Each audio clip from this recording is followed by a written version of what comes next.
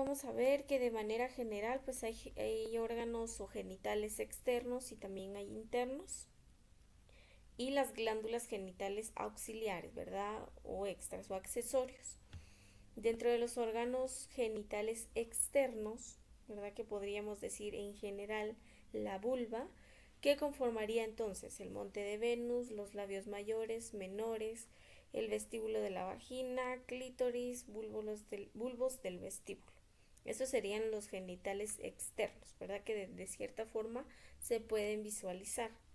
Y los genitales internos, que incluiría entonces la vagina, el útero, las trompas de falopio y los ovarios. Las glándulas genitales accesorias, ¿verdad? O extras serían las glándulas vestibulares y las glándulas parauretrales, ¿verdad? Que son glándulas que se encuentran en el interior de los órganos, específicamente el aparato reproductor femenino. En general, entonces, estas son las partes, ¿verdad?, que conforman el aparato reproductor femenino. Serían las trompas de falopio, los ovarios, el útero, ¿verdad?, que es la forma de pera, el cuello uterino, la vagina.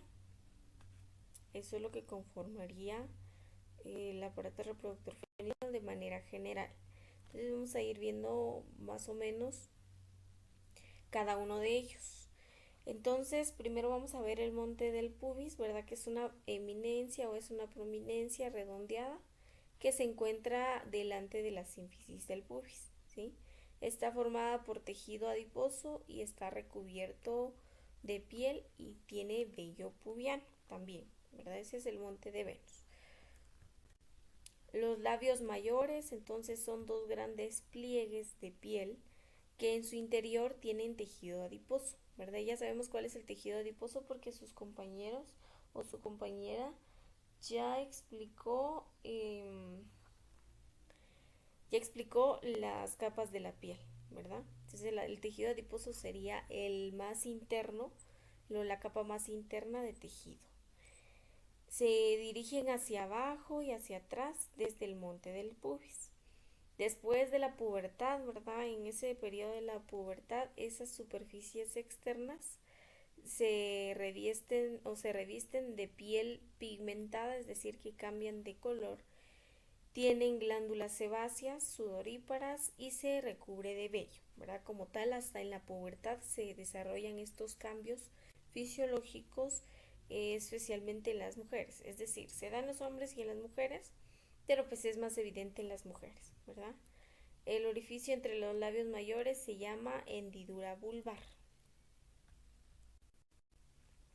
Los labios menores, ¿verdad? Que se encuentran eh, internamente, ¿verdad? O a la par de los labios mayores, son dos delicados pliegues de piel, no tienen tejido adiposo, ¿verdad? Estos sí no tienen tejido adiposo ni están cubiertos por vello, pero sí tienen glándulas sebáceas y sudoríparas. Los labios menores se encuentran entre los labios mayores, ¿verdad? Y entonces rodean el vestíbulo o el exterior de la vagina. En mujeres jóvenes y sin hijos, los labios menores se encuentran cubiertos por los labios mayores, ¿verdad? Entonces podríamos decir que los labios mayores están de forma externa y pues que cubren, ¿verdad?, los labios internos, que son en las mujeres jóvenes y sin hijos. ¿Por qué? Porque recordemos que al momento del parto pues va a haber cierta extensión de esa área para que pueda salir el bebé. Y entonces como tal va a extenderse y va a generar flexibilidad y por lo tanto ya van a visualizarse los labios menores, ¿verdad? Se van a visualizar de mayor forma. Van a seguir cubiertos por los labios mayores, pero sí van a visualizarse aún. En las mujeres, como les digo, que ya tienen, que han tenido hijos, los labios menores pueden protruir, ¿verdad? Pueden salir o pueden resaltar a través de los labios mayores. Perdón. El vestíbulo de la vagina es el espacio entre los labios menores. Sí, el vestíbulo de la vagina es prácticamente el exterior de la vagina, pero que se encuentra cubierto, por así decirlo, por los labios menores y mayores. Sí, entonces en este espacio se encuentran los orificios que son la uretra y la vagina y los conductos de salida de las glándulas vestibulares mayores o de Bartolino, que éstas se encargan de secretar moco durante la excitación sexual y añadimos también el moco cervical, que este como tal solo tiene la función de lubricar, ¿verdad? Como tal, el área genital. Y entonces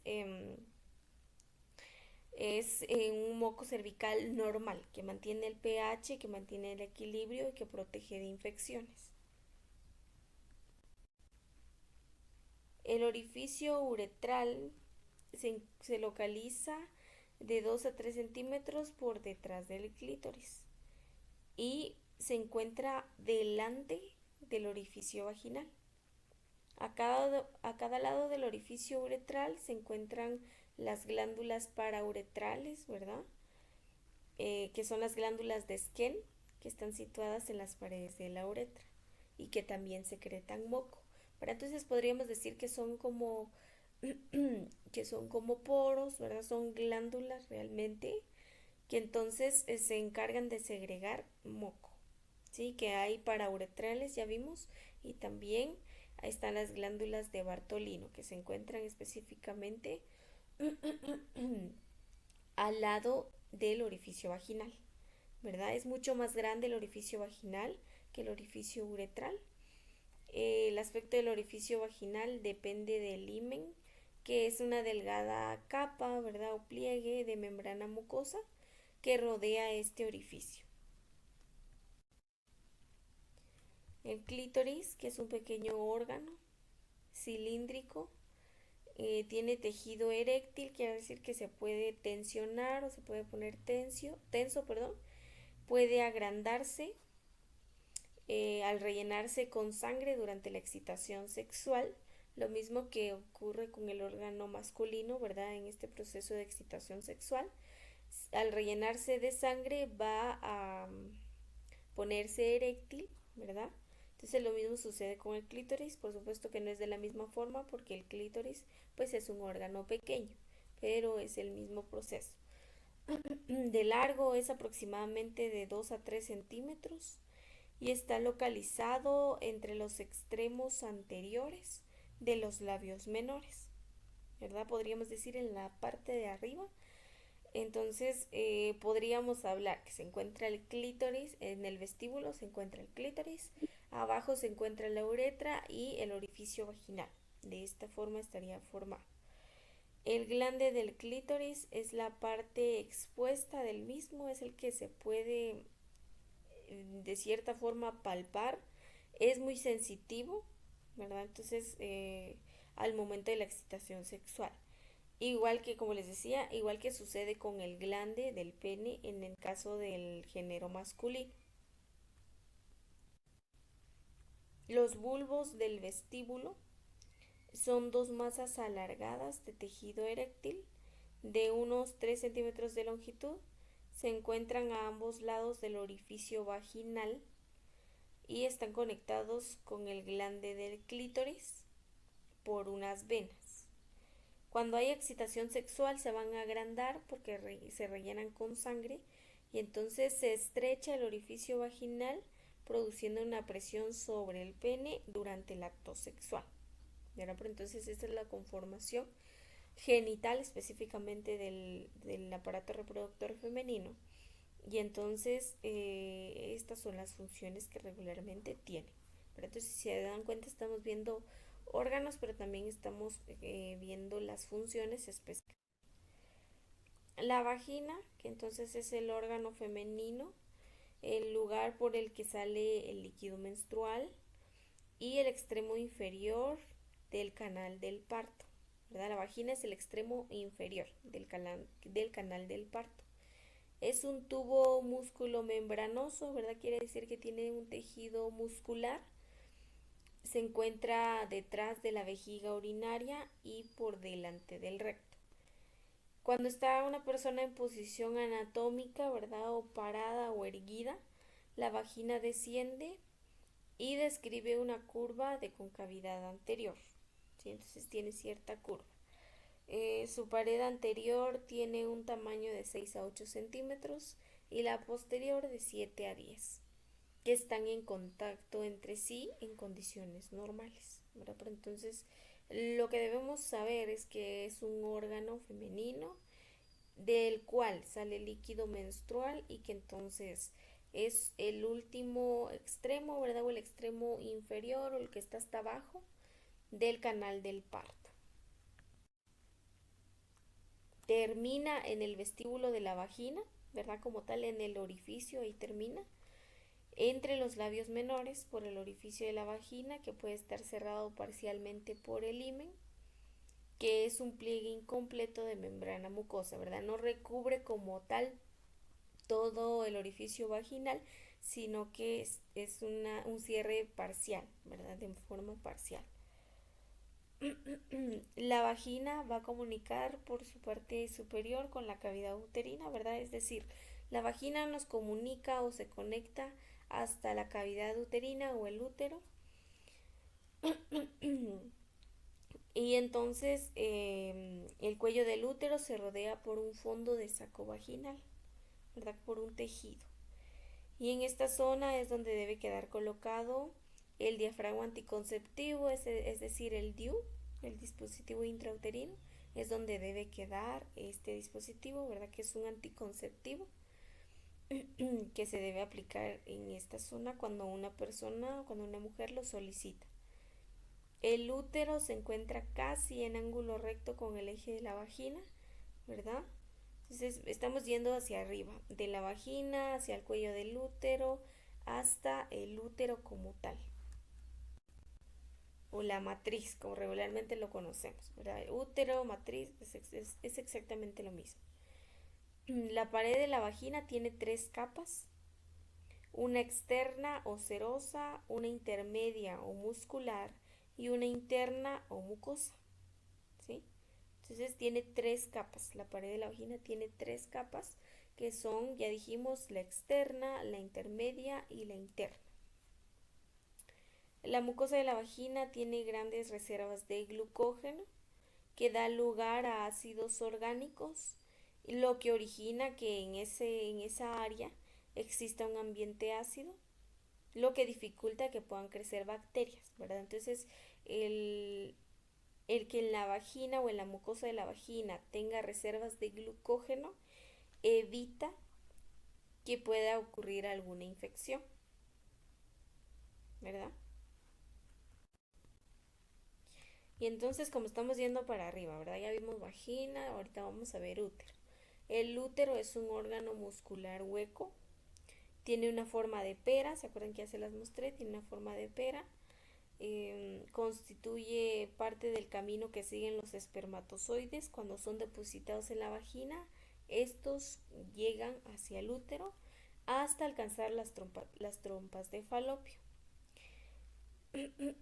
El útero tiene un tamaño aproximado de 7 a 8 centímetros, de ancho es de 5 a 7 centímetros y de espesor, es decir, qué tan gruesas son sus paredes, aproximadamente de 2 o 3 centímetros.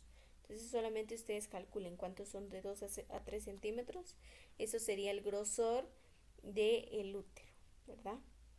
Su tamaño es mayor después de embarazos recientes y más pequeño cuando los niveles hormonales son bajos, como sucede en la menopausia. Entonces, el útero es pequeño, ¿verdad? Si ustedes se dan cuenta de las medidas, aproximadamente de 7 a 8 centímetros, no es tanto, pero sí va a agrandar cuando hay un embarazo, ¿verdad? Porque se va a estirar, es un órgano flexible y entonces, por supuesto que no va a volver a su lugar normal. Sí va a bajar de tamaño, pero no va a volver al mismo tamaño en el que estaba cuando no tenía ningún embarazo, ¿verdad? Entonces sí va a aumentar su tamaño, pero también depende de los niveles hormonales, ¿verdad? Los niveles de hormonas que en el cuerpo se generen, ¿verdad? Mientras menos hormonas existan, va a ser también pequeño el tamaño del útero.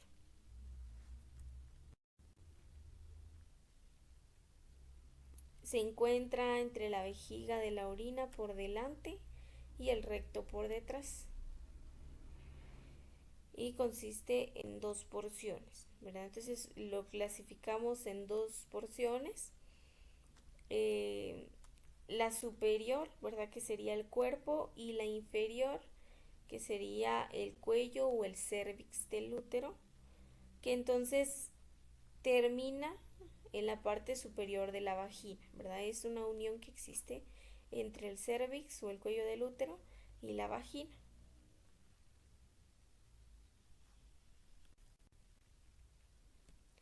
La porción superior, que ya dijimos que es el cuerpo o el fondo, es donde vamos a encontrar los extremos, ¿verdad? Como los tipo cuernitos que llamamos trompas de falopio, que entonces así quedan comunicadas con el interior del útero.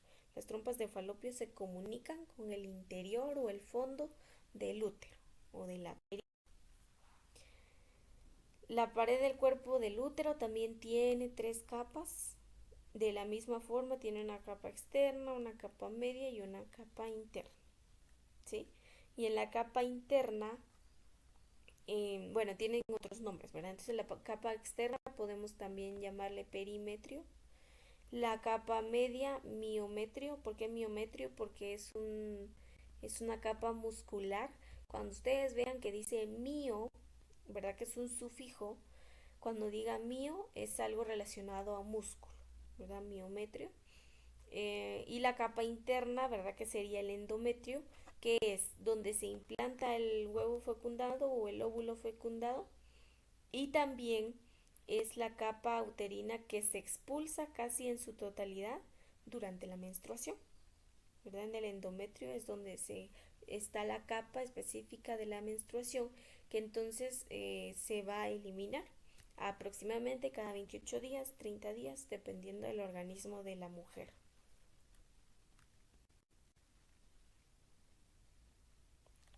El útero o el cuello del útero tiene algunas células que secretan moco cervical, y entonces el moco cervical es una mezcla de agua, de glucoproteínas, de lípidos, de enzimas, de sales inorgánicas, de una serie de sustancias, ¿sí? Pero entonces es un moco cervical que evita algún tipo de infección. Y aproximadamente pues las mujeres secretan de 20 a 60 ml, entonces calculemos, ¿verdad? ¿Cuánto será 20 ml o 60?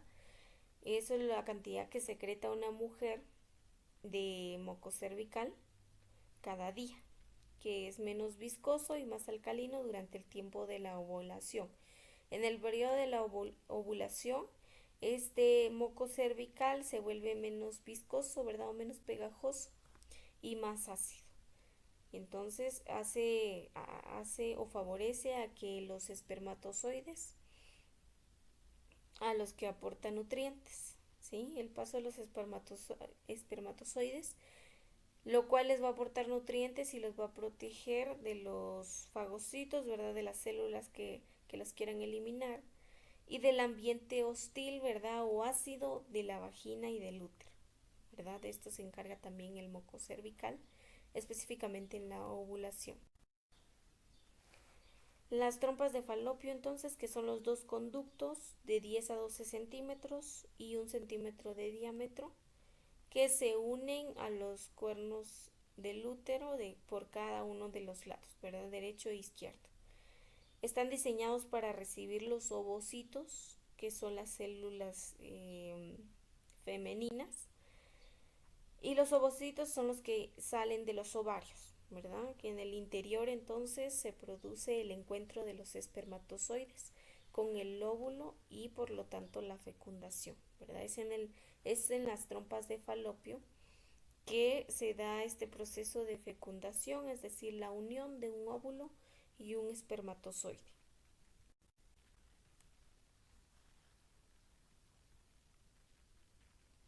Bueno, y entre las trompas de falopio, por supuesto que tienen otros pliegues, ¿verdad? Tienen tejidos que entonces atrapan al ovocito, ¿verdad? Como tal a la célula del óvulo o del aparato reproductor femenino, cuando está la ovulación.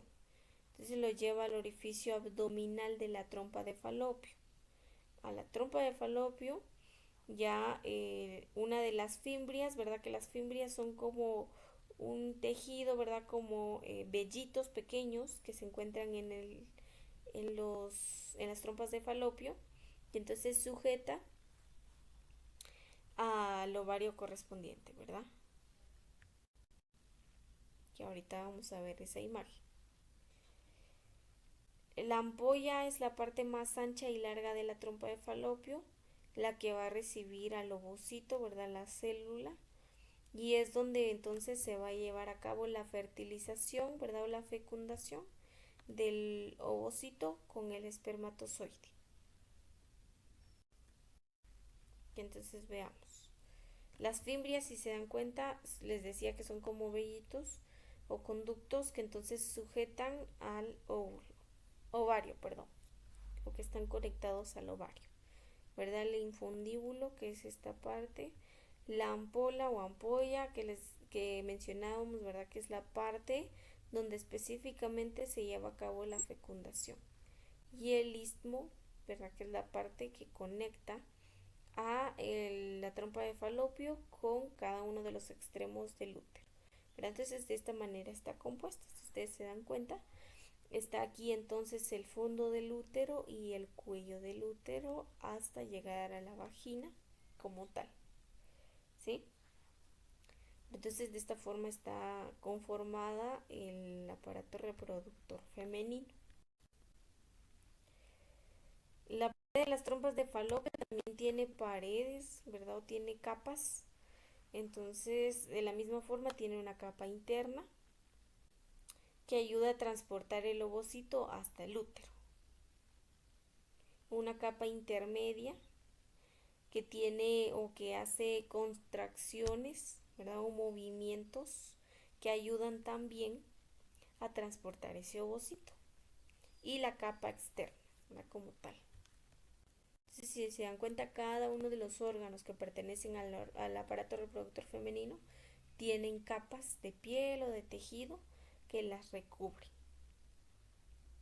Los ovarios, que son dos cuerpos ovalados en forma de almendra, tienen aproximadamente 3 centímetros de largo, uno de ancho y uno de espesor.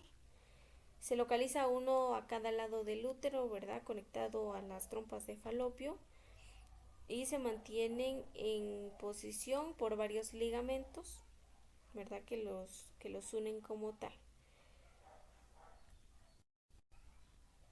En los ovarios se van a formar los gametos femeninos u óvulos, como los conocemos, ¿verdad? Gametos femeninos u óvulos son las células, ¿verdad? O las células específicas del aparato reproductor femenino que se forman en los ovarios, que pueden ser fecundados por los espermatozoides en las trompas de falopio, ¿verdad? Ya dijimos específicamente en la ampolla, y se producen y secretan a la sangre una serie de hormonas, ¿verdad? Entonces, aparte de la función de reproducción, tiene otras funciones como producir hormonas, como la progesterona, los estrógenos, e inhibina y relaxina, entre otros, ¿verdad? Entonces, aparte del funcionamiento de reproducción, produce o mantiene específicamente algunas funciones,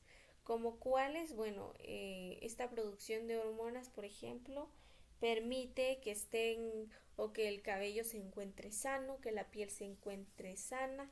También estas hormonas intervienen en cada uno de estos procesos, ¿verdad? Entonces, incluso si al momento de que se realice una histerectomía, ¿verdad? Por cualquier motivo, es decir, que se retire el órgano reproductor como tal, ¿verdad? Que se retire el útero, ovarios, todo. Entonces, después de esa operación o esa intervención quirúrgica, a las personas o a las mujeres se les da tratamiento hormonal, ¿verdad? Para rescatar o para mantener esas funciones, ¿verdad? Para mantener el estado de su piel, su cabello fuerte, las uñas, porque también influye en eso. El folículo maduro o el folículo de Graf es grande, está lleno de líquido y está preparado para romperse, ¿verdad? Es como una cajita, ¿verdad? Donde se encuentra el ovocito, ¿sí? Entonces lo libera para que entonces en el infundíbulo de las trompas de falopio lo recoja y lo lleve. Cuando se libera este ovocito es cuando le llamamos ovulación. También encontramos el cuerpo lúteo o cuerpo amarillo, que son estructuras endocrinas específicamente, que se encuentran en los folículos ováricos, ¿verdad? En los ovarios, que como tal los óvulos son los que lo excretan, ¿verdad? Y entonces secretan sangre, diversas hormonas como progesterona, estrógeno, los que ya habíamos visto, hasta que si el ovocito no es fecundado, degeneran, ¿verdad? Y son reemplazados por una cicatriz fibrosa, que entonces sería como tal la menstruación. Entonces vean, como les decía, la estructura ya habíamos visto más o menos. Tenemos el fondo del útero, las fimbrias, el ovario, la trompa de falopio, el endometrio, ¿verdad? Que ya dijimos que es la capa,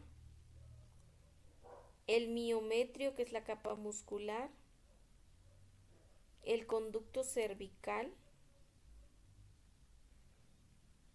la vagina, el cuello del útero, ¿verdad? Que como tal es donde se hace la formita de pera, si ustedes se dan cuenta. Y el cuerpo del útero, ¿verdad? En general el cuerpo del útero. De esta forma estaría conformado, ¿verdad? Ya vimos también cómo se conforma la trompa de falopio, pero entonces de esta manera se va formando o está formado o es la estructura del órgano o el aparato reproductor femenino. Entonces estuvimos viendo un poquito de anatomía, un poquito de fisiología, pero específicamente en fisiología, pues vamos a explicar, ¿verdad? La formación que llamamos ovogénesis. Cuando ustedes vean la palabra génesis, quiere decir que es una formación de algo. Entonces, la ovogénesis es la formación de los gametos femeninos u ovocitos, como le llamamos, en los ovarios. Los ovocitos entonces son las células sexuales que los ovarios producen y que entonces mediante estos ovocitos es que se transmite la información genética, es decir, el ADN. El ovario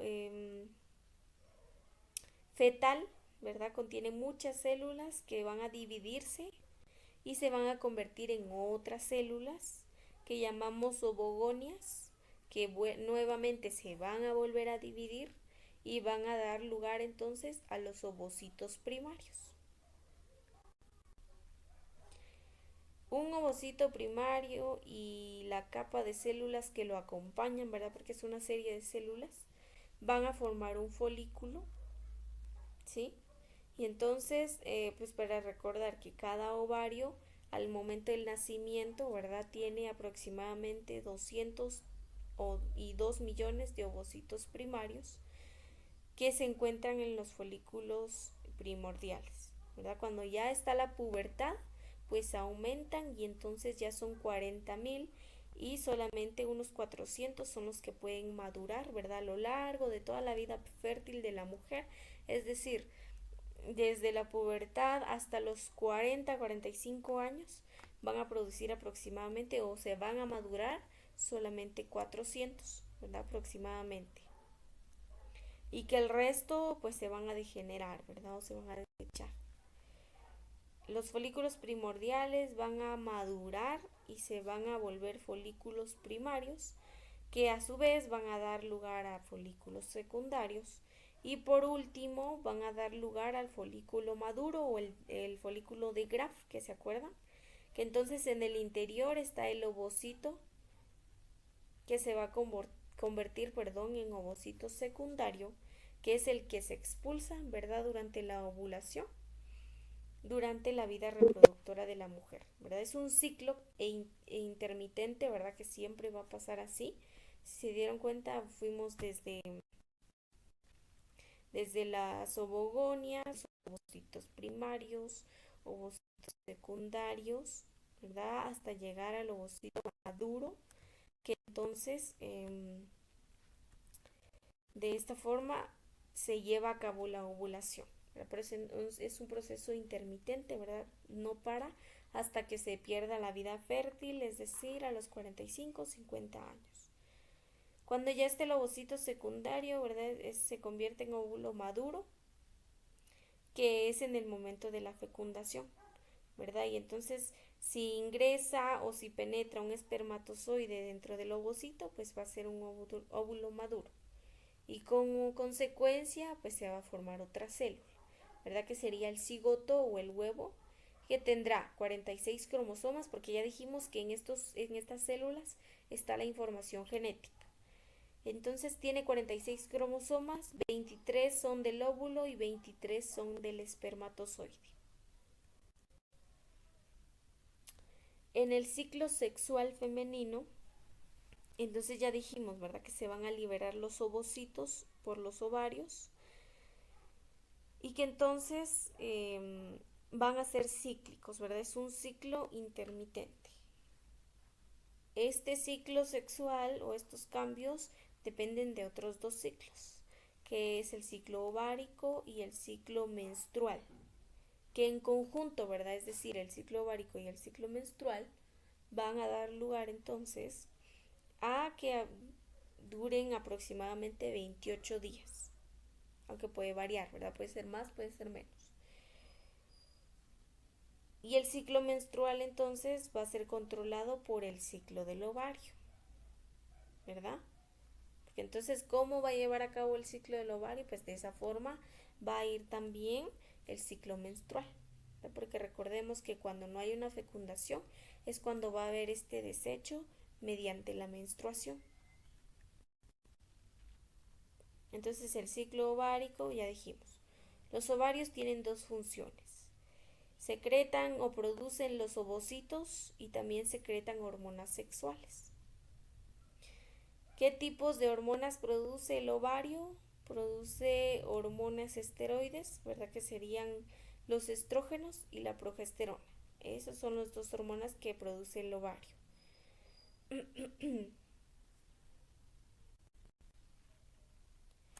Al momento de que inicia este ciclo ovárico, que se considera coincidente, ¿verdad? Que coincide con el primer día de la menstruación, van a aumentar los folículos primordiales, ¿verdad? Por otras hormonas. Entonces este procedimiento o este proceso se lleva a cabo también gracias a las hormonas, ¿verdad? Porque las hormonas son las que influyen también en este ciclo.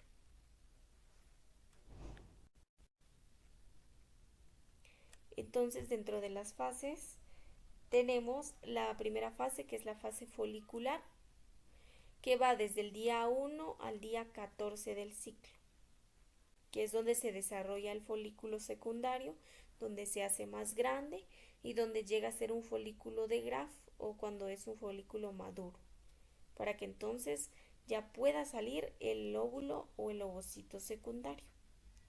En esta fase entonces el folículo va a segregar estrógeno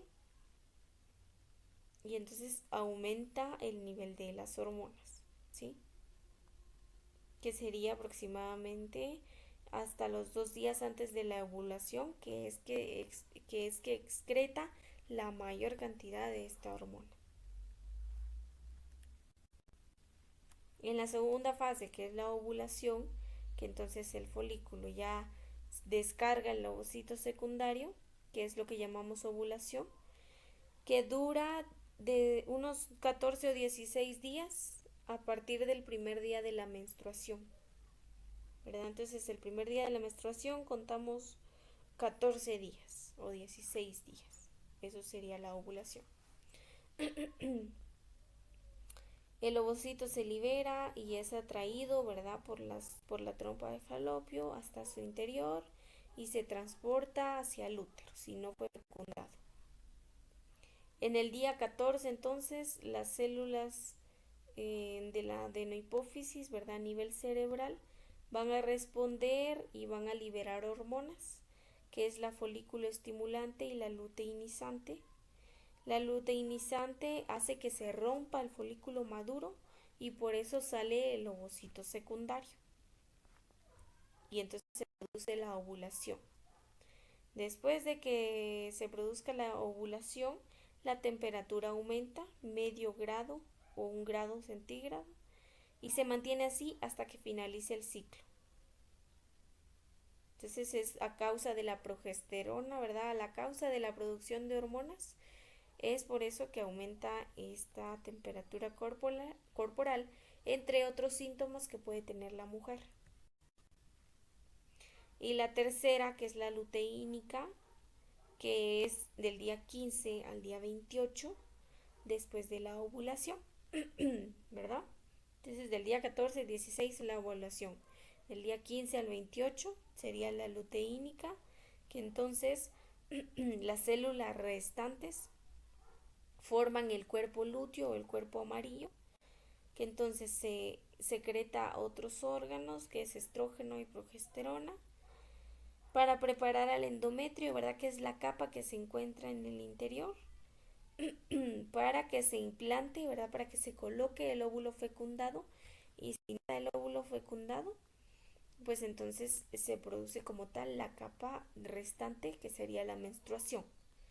Si está embarazada o si existe un embarazo, el endometrio pues necesita de ciertas hormonas, ¿verdad? La progesterona y el estrógeno, para que entonces se mantenga estable. Y si no hay fecundación, ya dijimos, ¿verdad? El cuerpo lúteo se degenera o se destruye, quedando una cicatriz, ¿verdad? Que entonces es el resto de sangre, ¿verdad? O producción de sangre. Que como consecuencia entonces se van a desprender y son los que son expulsados en el exterior de la vagina, llamada menstruación.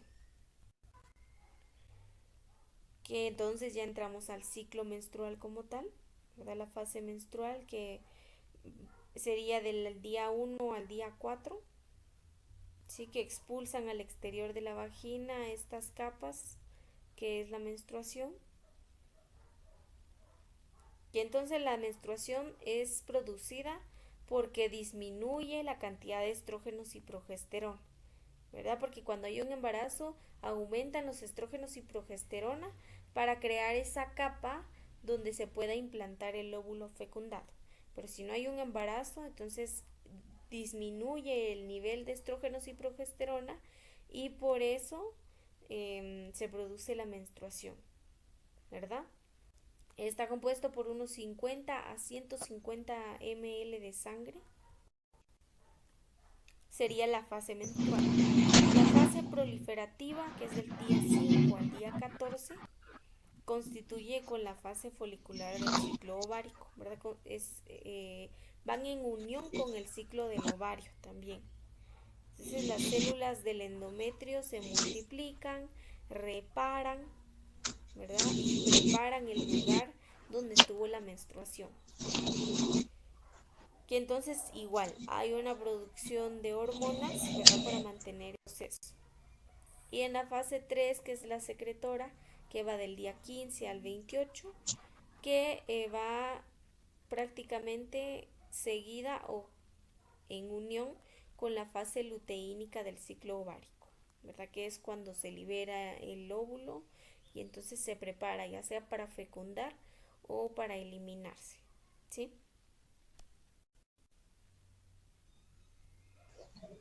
Licenciada, Ujú. una pregunta, ¿qué pasa? Aclarar algunos términos. Del aparato reproductor masculino, entonces, decimos que es el aparato reproductor es la parte del cuerpo que va a realizar la función sexual, ¿verdad? Porque como tal, ese es el nombre, aparato reproductor. Y entonces tenemos una imagen, ¿verdad? De las partes, más o menos para que tengamos idea de cuáles son las partes que conforman el aparato reproductor masculino, ¿sí? Entonces tenemos, por ejemplo, la vesícula seminal, tenemos la próstata, tenemos las vías deferentes, la uretra, el epidídimo, el testículo y el escroto, ¿verdad? De forma general que vamos a ir viendo ahorita cada uno de ellos.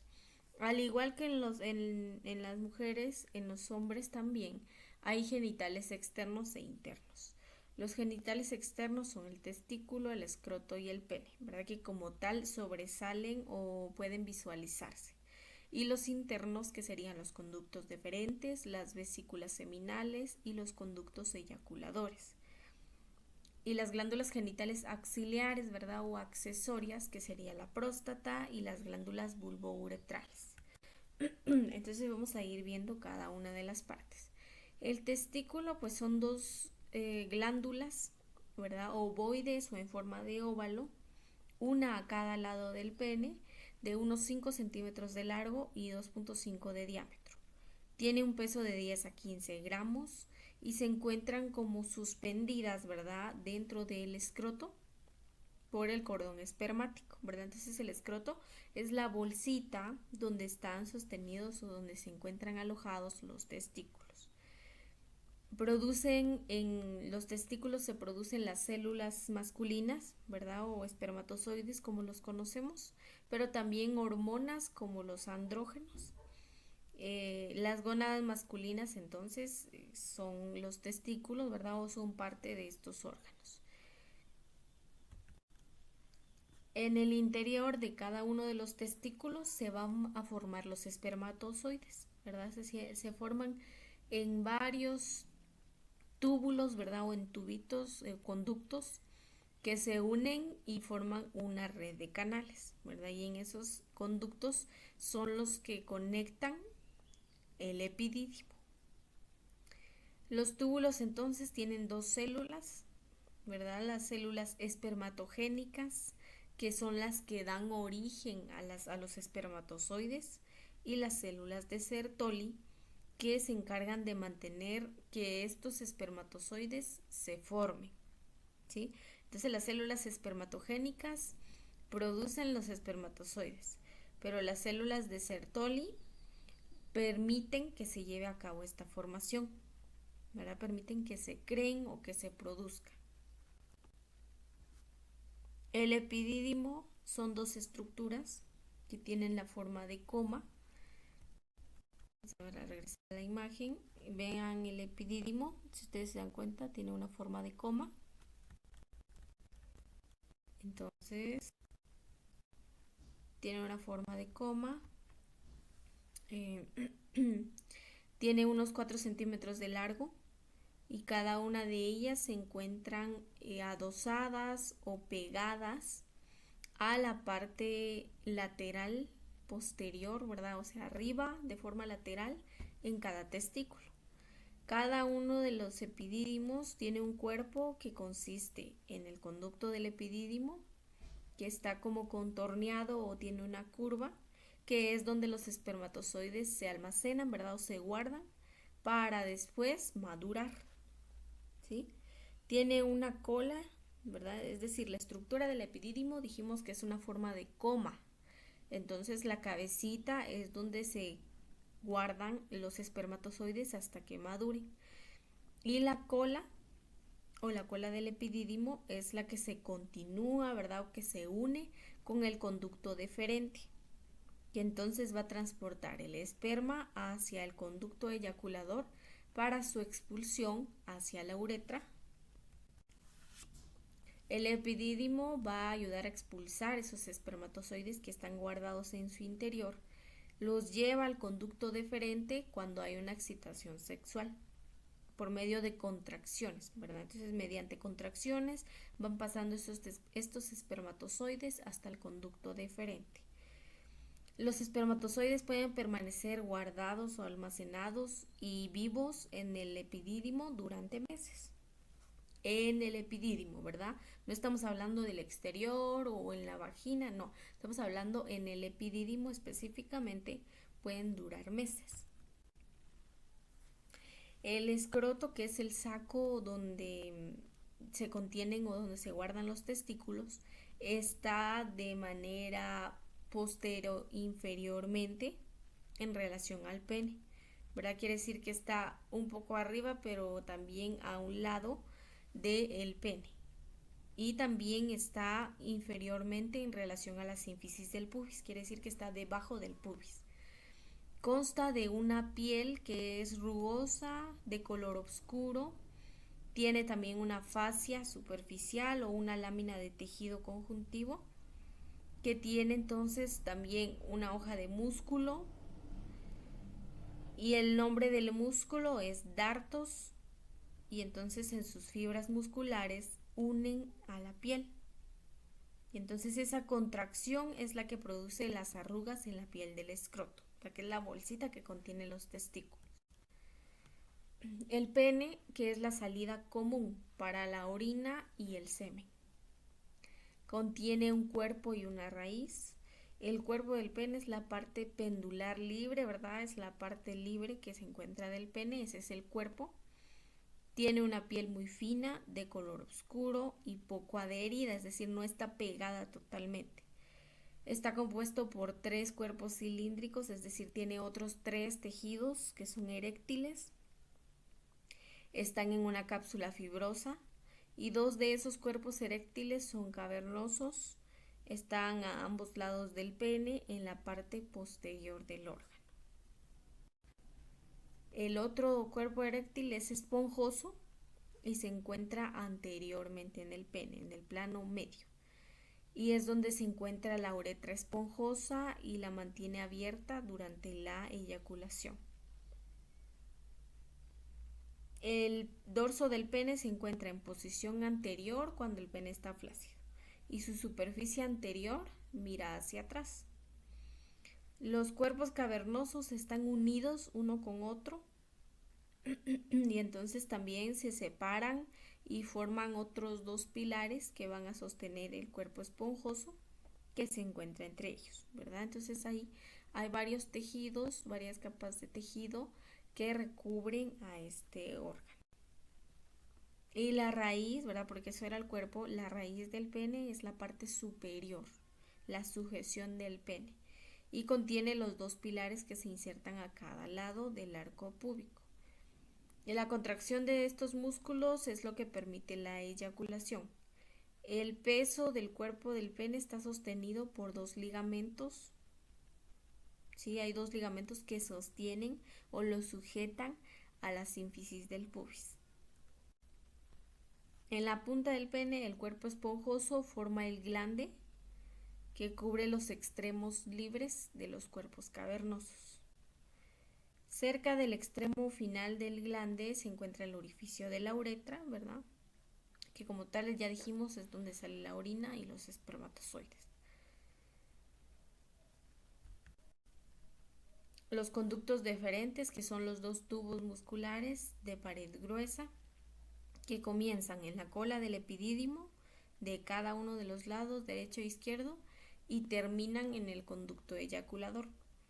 Transportan el esperma desde el epidídimo hacia el conducto eyaculador.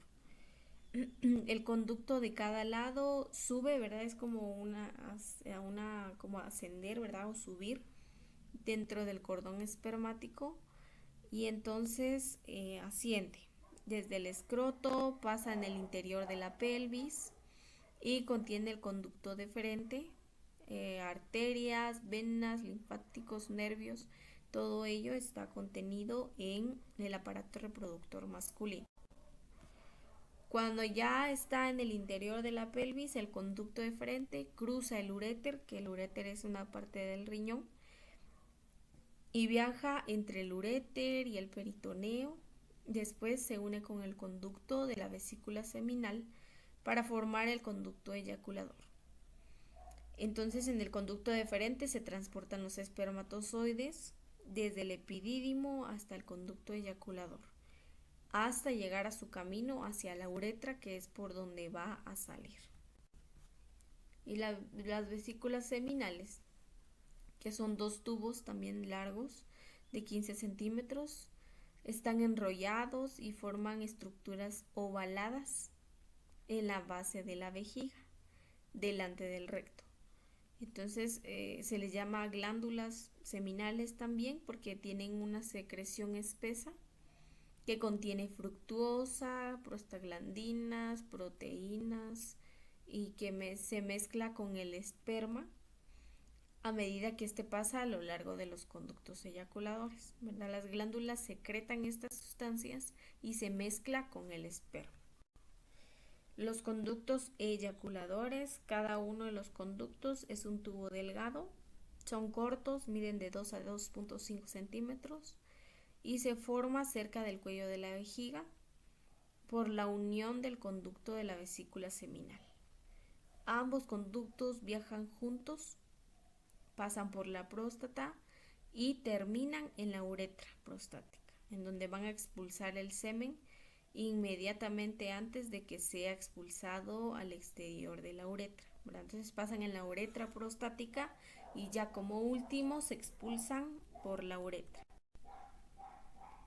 Y la próstata, que es la mayor glándula accesoria, tiene un tamaño similar a la pelota de golf. Si han visto una pelota de golf, más o menos de ese tamaño es la próstata. Se encuentra en la pelvis, debajo de la vejiga urinaria y detrás del sínfisis del pubis, y rodea la primera porción de la uretra, que por eso se llama uretra prostática, ¿verdad? Porque rodea una parte de la uretra. Crece lentamente desde el nacimiento, ¿verdad? Es decir, no tiene el mismo tamaño cuando son niños hasta cuando son adultos. Entonces va creciendo conforme se va desarrollando el niño hasta la pubertad. Luego se va a expandir hasta los 30 años y se mantiene en su tamaño hasta los 45. A partir de esa edad puede agrandarse y ocasionar la prostatitis, por ejemplo. Por eso es importante que a partir de los 45 años los hombres se realicen este examen, ¿verdad? Por los cambios hormonales que puedan existir y que puedan alterar también. Y la uretra masculina, que entonces es un tubo muscular que va a transportar la orina y el semen hasta el orificio externo. Y vamos a ver entonces las partes, solo que aquí no se ve mucho, lo vamos a agrandar un poquito. Entonces vean, tenemos el uréter, ¿verdad? Que este como tal es parte del riñón, y esto rojito que ustedes ven es la vejiga, ¿sí? Todo esto es la vejiga. La vesícula seminal, que también son conductos pequeños, ¿verdad? Los que ustedes ven aquí, que tienen como un canalito que van como en zigzag. El recto,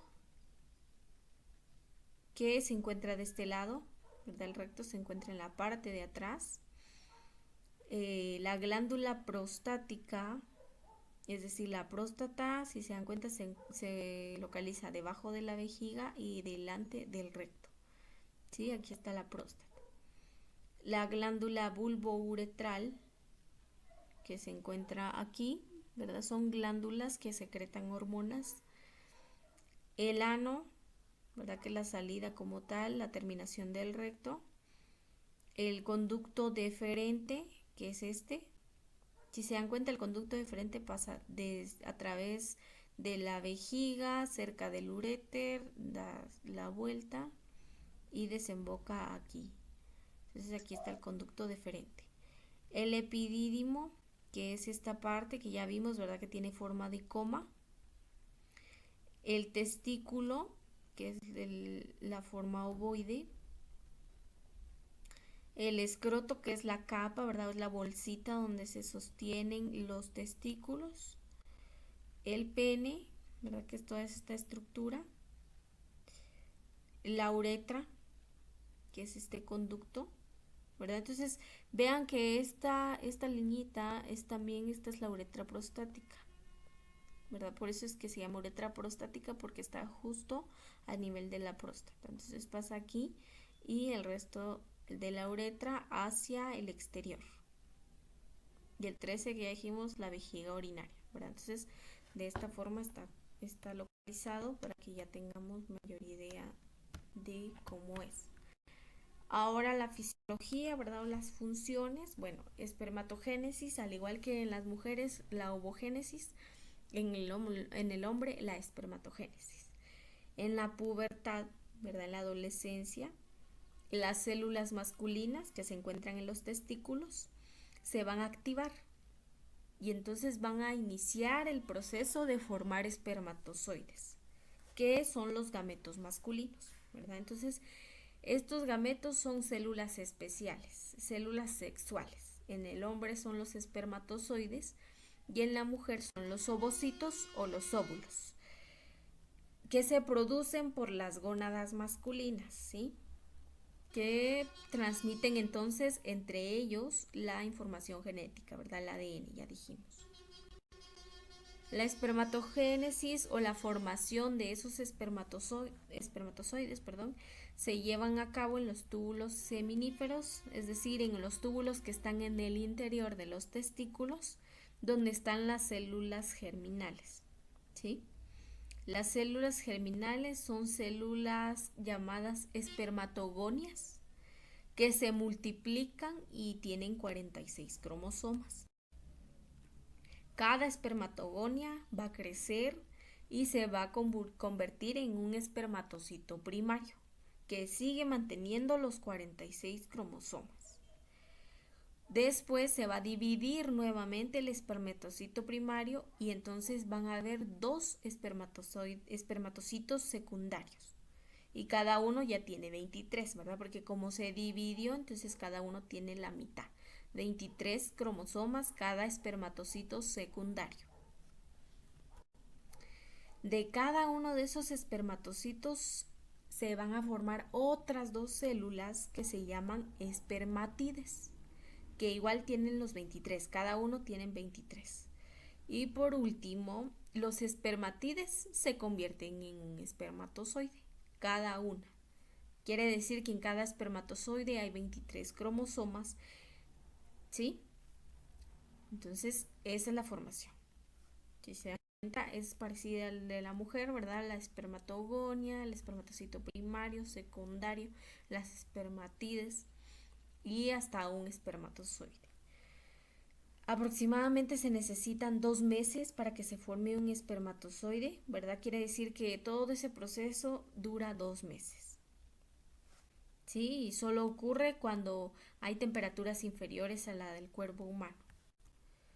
Entonces, por esa razón, los testículos están alojados o en el escroto, ¿verdad? Porque están fuera de mi cuerpo como tal y por eso no mantienen la misma temperatura para que se puedan formar los espermatozoides. Cada día, alrededor de 300 millones de espermatozoides completan ese proceso, ¿sí? Aproximadamente se forman al día 300 millones de espermatozoides.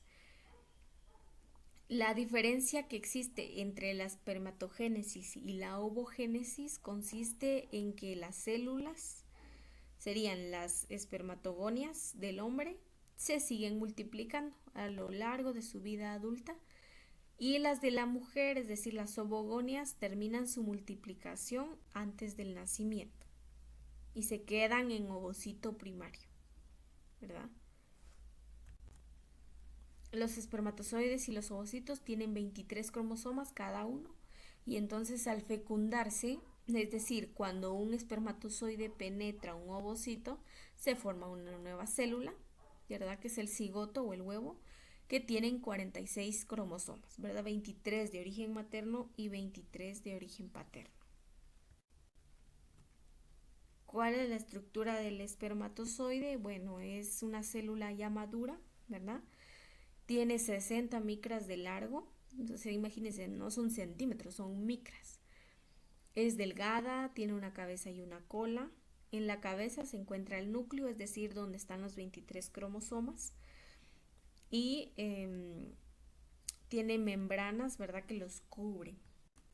Y la cola que es móvil, ¿verdad? Si ustedes han visto algún video de espermatozoides, ustedes se dan cuenta, son móviles, ¿verdad? Y mediante la cola es que ellos pueden movilizarse.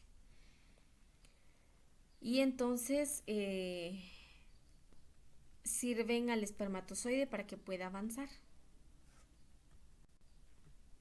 La función endocrina de los testículos es que producen espermatozoides, ¿verdad? Esa es una de las funciones, que producen espermatozoides. Pero también es un órgano endocrino porque sus células secretan hormonas. Y la principal es el andrógeno, ¿verdad? Que es la hormona masculina. Aunque también pueden secretar algunas otras hormonas. Y también incluso pueden producir una pequeña cantidad de estrógenos, perdón, ¿verdad? Entonces no solo en las mujeres, sino también en los hombres, pero en pequeñas cantidades. La testosterona pues interviene en el desarrollo embrionario del aparato genital, ¿verdad? La testosterona es la que permite que se formen los aparatos o los órganos genitales masculinos, que está mediante la información genética, ¿verdad? La gónada entonces se divide en una parte externa y una parte interna para ambos sexos.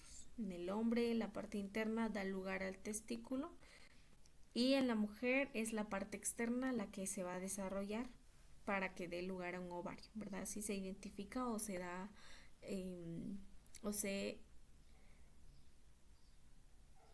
clasifica, ¿verdad? Entre hombre y mujer. Una vez que están formados, ya sea que sea un niño, ¿verdad? Comienza a producir testosterona y entonces por eso se forma su aparato reproductor, ¿verdad? En el embrión. Y si no hay testosterona, entonces es cuando se va a desarrollar el genital externo de la mujer, ¿verdad? Entonces tiene que existir testosterona para que se forme el aparato reproductor masculino, ¿verdad? Pero entonces eso depende de la dotación genética y regularmente es el hombre el que determina cuál es el sexo del bebé, ¿sí? Entonces si en algún momento han pensado que la mujer es la que elige, no. Regularmente la dotación genética del hombre es la que determina si va a ser niño o va a ser niña.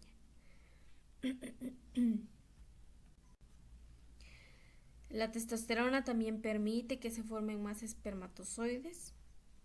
Sí, entonces la testosterona no puede iniciar por sí sola una formación de espermatozoides, pero sí interviene para que se forme, ¿verdad? Es responsable de otras características, es decir, la testosterona también es relacionado con el comportamiento, su masa muscular, la modificación que hay en la laringe, ¿verdad? La manzana de Adán, y otras glándulas, ¿verdad? Pero entonces la testosterona es una hormona que sí realiza muchos cambios, ¿verdad? Ya sea de comportamiento o a nivel físico en el hombre. Y asimismo contribuye al impulso sexual, ¿verdad? Los andrógenos son inactivados en el hígado y sus productos resultantes se eliminan en la orina. Entonces, ¿qué hormonas se secretan? Bueno, ya dijimos que a nivel cerebral de la hipófisis se va se van a secretar ciertas hormonas, ¿verdad? Como la folículo estimulante, la luteinizante en mujeres. Y entonces también hay una hormona de gonadotropinas, ¿verdad? Que se transporta en la sangre y entonces permite la liberación de estas gonadotropinas, ¿verdad? Que también intervienen en todo este proceso de formar espermatozoides o de formar los órganos como tal.